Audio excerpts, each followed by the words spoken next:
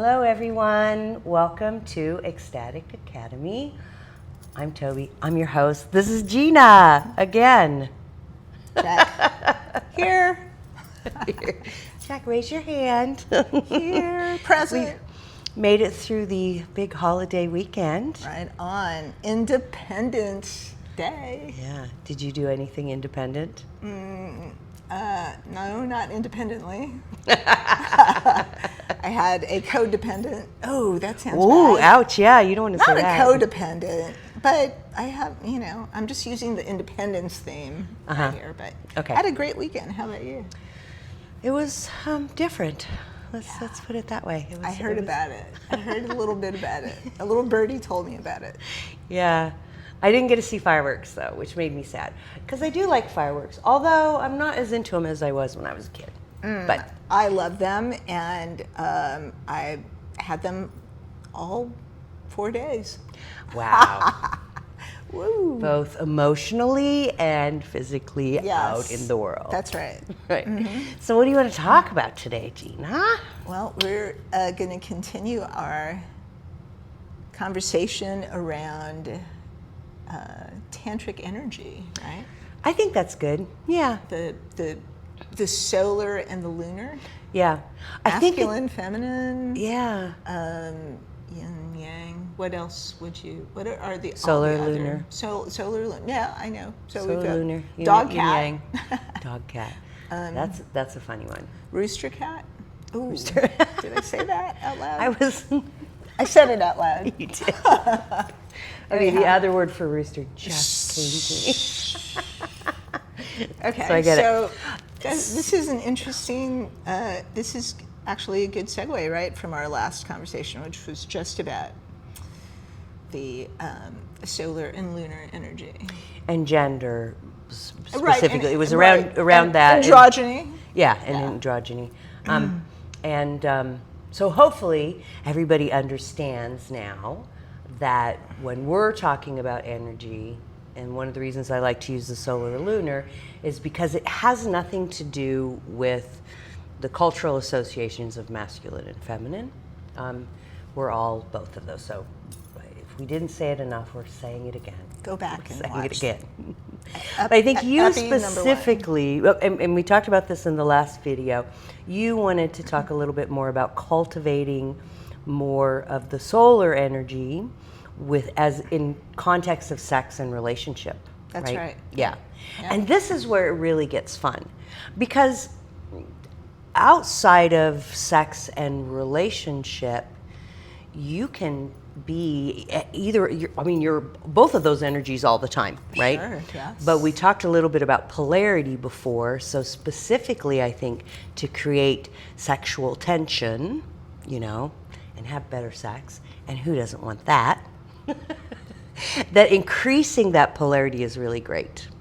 And there's a beautiful side effect of that too, because the more you enhance the polarity during your intimate and sexual part of your relationship, then the less likely you are to experience that tension. You'll resolve the tension, hopefully, within the intercourse that you have. Not when I say intercourse, I'm using it in a different way than everybody else too.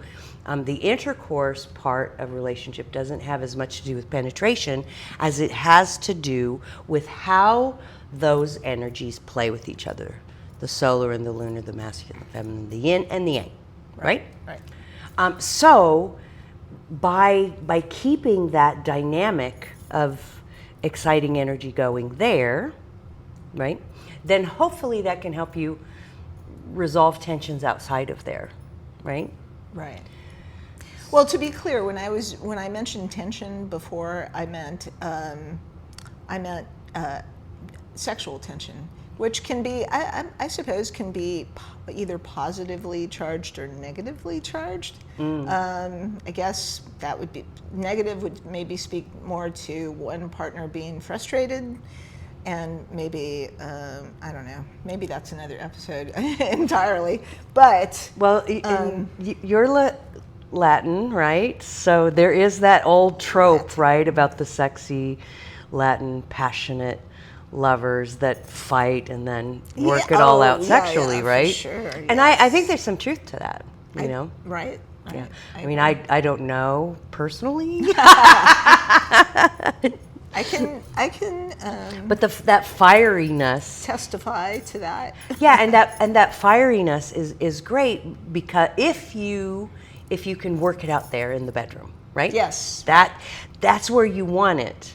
And if you're working out in the bedroom, then hopefully outside of the bedroom in your day-to-day life, you've already worked it through, so you can have a peaceful rest of it. Because I think that's where things can go south, right? That is where things can go south. And yeah, so it's a way of diffusing that Beautiful. kind of charge, right? In a real positive way that is hopefully pleasurable for whoever shows up for the party. Right? All of the people. All of the people. All of the people who show up. Because we all bring all of ourselves into the bedroom, even if they're not separate bodies. Right. So it's really interesting because you brought up the thing about the chaotic energy, right? And that is really part of the yin and the lunar energy, right? The solar and the yang energy is a much more stable energy. It likes things stable, and the lunar energy likes the thrill of the movement. The lunar energy lives in the moment, you know, of reacting to whatever is going on, and the masculine or solar energy in an everyday context. I mean, really, I think you need to work on this energy every day, not just, 30 minutes before you want to jump in the bedroom, right? Well, okay, so I'd like to talk about that a little bit. I know you do What have a is day that? job. What does it mean? What does that mean? You have to work on it outside of the bedroom. So what does that mean?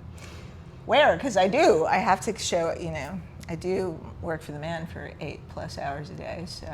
Yeah. Well, I think it's a practice of cultivation that you work on over time. But specifically, we're talking about sex here. Yeah. So when I mean it in the sexual context, what I mean is with your partner, and whatever energy you're choosing to inhabit, you want to start that earlier.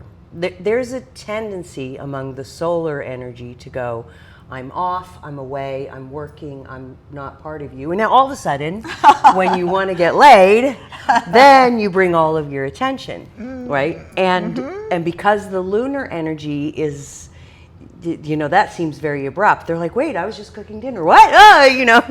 If it's not approached in the right way. So I think a point of, probably, you and your partner both work, right? So there's a point where you want to disconnect both of you from what you were doing before.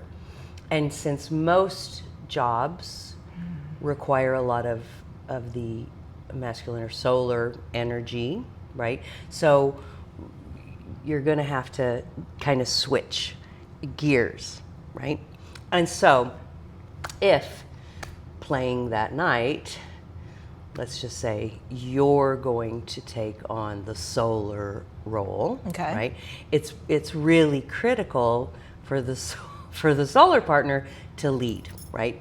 And the very first thing that they need to do is build an energy of trust and security, right?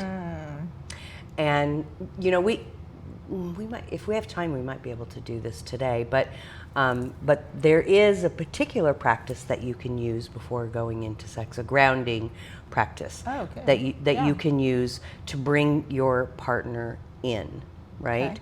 So you can sit facing each other, knees touching, and putting your hands like here, and giving that, like, stare into each other's eyes and go, Yep. this, Yeah. I'm here.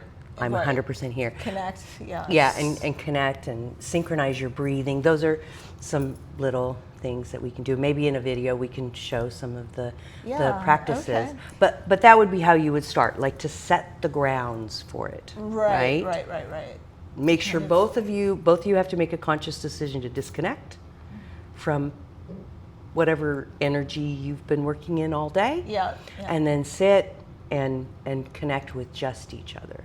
Right.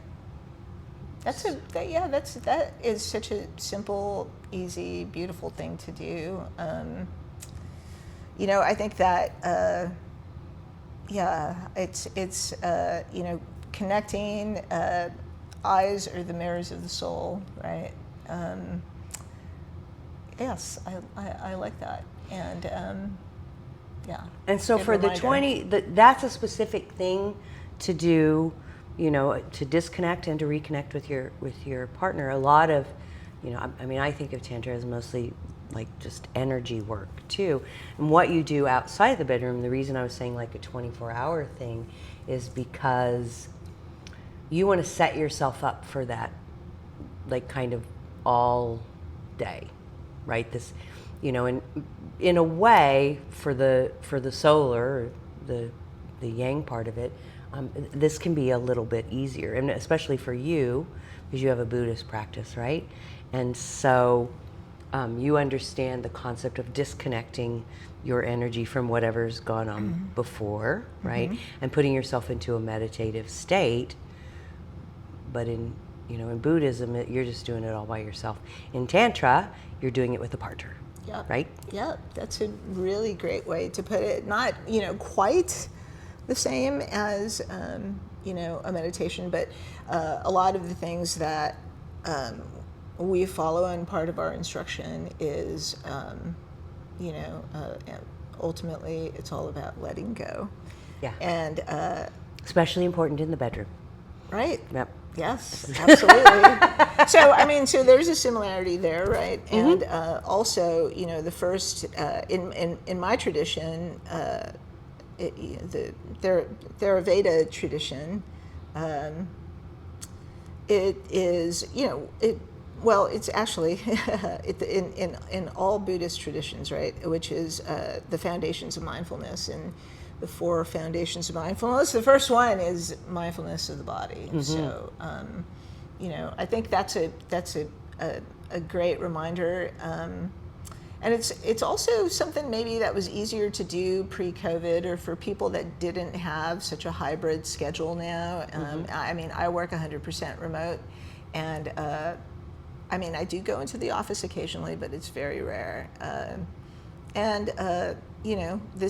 I'm working out of my home space, and it's important to have a clear delineation between work and real life, as it were. So a great reminder, and I'm glad you inserted it when you did, because I wanted to go. I was going to ask you, what are some things that you can either do alone or with a partner to, facilitate that kind of connection again. So that's a good one. I'm sure there's other ones, but I did want to ask you about the whole idea of the solar energy, I suppose. But I see this as, I feel like this is true for both energies, right? To sort of create a safe space, right? Create some safety around, hopefully the tenderness of your connection, right? Because it is tender. Yeah. It really is, and yeah. I like, the thing that I've said for a long time. I'm touching my mic. Sorry about that. The thing that I've said for a long time. New gadgets on today's.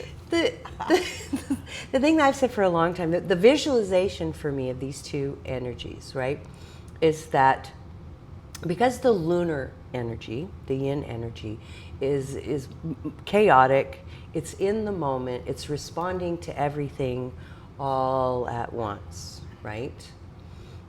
It reminds me of the ocean, right? It's more dynamic, I Yeah. think. It's more dynamic. Solar's a little more static. Well, I don't. Maybe? Ish. It's more Ish. directional in its energy. Or focused. Yeah, I it's don't more know. focused and Maybe directional in its energy. it, yeah. And it's not that the lunar is unfocused, to possibly solar energy people, it may seem that way. It's a different kind of focus. It's a focus on everything broadly, all at the same time. But the visual that I like to use is one of the ocean. It reacts to the wind, and the waves get bigger, and the gravitational pull of the earth and everything. And the solar masculine yang energy is like a cove, right? And this is a good way to visualize the interplay of the energies when you go into a sexual kind of a thing, because you want to wind the lunar up, right? But then also provide a space. If you've ever been on the ocean, and you see the chaos of everything here, but when the water comes into this cove, which is very much like the yang solar energy, it's grounding, it's safe, right? It tends to still that, right? And so playing with these, say in a relationship, the lunar partner comes home and they've had a bad day and they're like, like you kind of let that happen, and then you take the energy in, you like breathe it in, all of that beautiful, dynamic, natural chaos, right? And rather than going, you take it in, you're like, that's it. And you hold that space. And then that allows the lunar energy to calm and trust. And when they trust, they open. And when they open, then you get all the gifts. Then anything's possible. Everything is possible. Everything is possible. That's the beautiful thing about the lunar energy, is that it represents everything, right?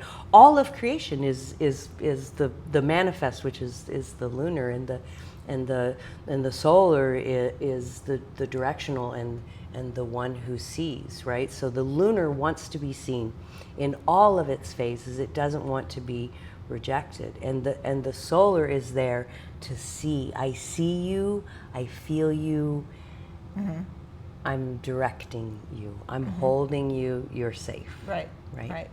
Creating the space. Yes. Creating the space. So even though both people are involved, it's a little more of a burden on the solar energy in that moment. Well, to be clear too, I hope that no one gets stuck on, like for instance, you used me as an example earlier as coming in maybe more inclined towards that solar energy, but we all have both parts, and this is something that's very fluid between people. And so even your example earlier about the lunar comes home, and it's chaos, right? Or it's very dynamic energy that needs to be worked with. That could be that don't get stuck on that being someone that is in any one of these roles, right? Like that could happen. I guess what I'm saying is that could happen between anyone in the partnership. Yeah. I mean, multiple times. Again, this is why I like talking about the energy, because people get so hung up on it having something to do with your gender, and it doesn't. Right. I'm just saying the that's role. What I'm saying too. But for the role, the reason I used it with you is not that you can't be chaotic and all that. It's that for the sexual play that is going on later. So it does. Let's just say it would be useful in a partnership for both partners to know, if one of them is coming in this chaotic, lunar energy, for the other one to be able to hold that space for it. That has nothing to do with your genitals or how you identify. Exactly. That's what you're playing with, right? For that. But when you go into the bedroom, you can, once you master the energy, really you can switch back and forth. Yeah. It's just easier when you're very first learning for somebody to go, this is the energy I want to go. And we usually have a natural tendency towards one or For the other. sure. That's why we brought up the Right. dominatrix. Like that can be a feminine person, right. can be a dominatrix, but in that role, sexually, they are playing a masculine part because they're leading. It gets complicated. Right. So maybe we shouldn't bring BSM into this whole conversation. But you see Another what I'm saying? episode. There's one who is leading the play and one who is receiving the energy of it. And that can be either partner. Doesn't really matter. We're really just talking about the energy that you're bringing into the bedroom. So if Gotcha. you make the decision that you want to get busy tonight, right? And you naturally lean this way, and you know what your partner likes, because this is the second thing, and we'll probably cover this on another podcast. Okay. But because Good the way second to thing close this one out. is reading your partner's energy, both of them, right? Oh, Yeah. Stop right there, actually, because that really is, we can riff on that, and we're already kind of at time. No, I mean, we'll was do great. another one. Yeah. Because right now, I think we're following kind of a nice flow with talking about energy in general, and now we're just talking about the prep work for you want to get busy tonight, deciding who, and I think most couples, they lean towards a certain thing. They like one or the other. But making that decision and saying, okay, I'm playing the solar role, so here's how I'm going to set the stage, right? And then, because it kind of is up to the solar partner to set the stage, because that's their energy, right? It's the energy for makes them. sense. It's the energy for them to create the safe container, right? And that was the exercise that we had about, Yep. it's holding space for it. And then now, when we meet again, next time, we can talk about more techniques, I think. Yes. And going into the bedroom. Good. We get sexier the more we We get we'll get a little more sexier. detailed. I don't know about that, but Well, I like this conversation. Yeah, it's important, right? It's important to me. I think it's hopefully important to the people that are watching this. I hope so. If not, you can put it in the comments. go ahead. Yeah. Find Let us something know else what to questions do. you have? Because we would love to answer any questions that you have about this. And remember to like and subscribe. And we will be back next week with more information. Bye-bye.